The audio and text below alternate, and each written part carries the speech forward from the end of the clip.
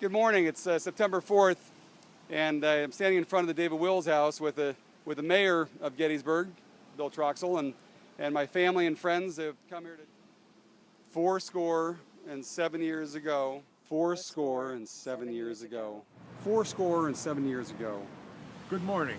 I'm Vermont State Representative Warren Kitzmiller, here with Mickey Straub in his quest to recite the Gettysburg Address in all 50 state capitals in 50 days.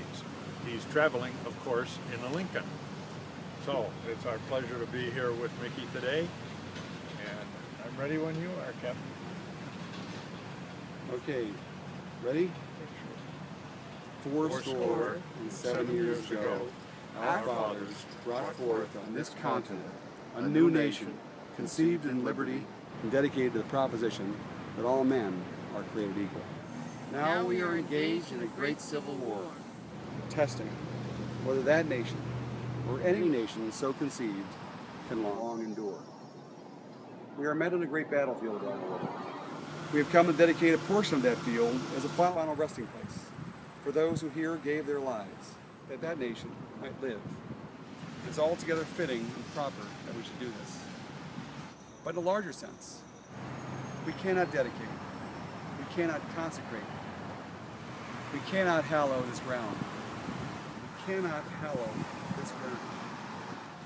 The brave men, living and dead, who struggled here, have consecrated it far above our poor power to add or detract. The world will no note nor long remember what we say here, but it can never forget what they did here. But it can never forget what they did here. The world will no note nor long remember what we say here, but it can never forget what they did here. It is for us, the living, rather, to be dedicated here to the unfinished work, which they who fought here have thus far so nobly advanced. It is rather for us to be here dedicated to the great task remaining before us, that from these honored dead, we take increased devotion to that cause for which they gave the last full measure of devotion. That we here highly resolve. That we here highly resolve. That we here highly resolve that these dead shall not have died in vain. That this nation, under God, shall have a new birth of freedom and the government of the people, by the people, for the people, shall not have died in vain. That this nation, under God, shall have a new birth of freedom and the government of the people, by the people, for the people.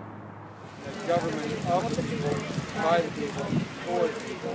And the government of the people, by the people, for the people, shall not perish from the earth. That was phenomenal, everybody.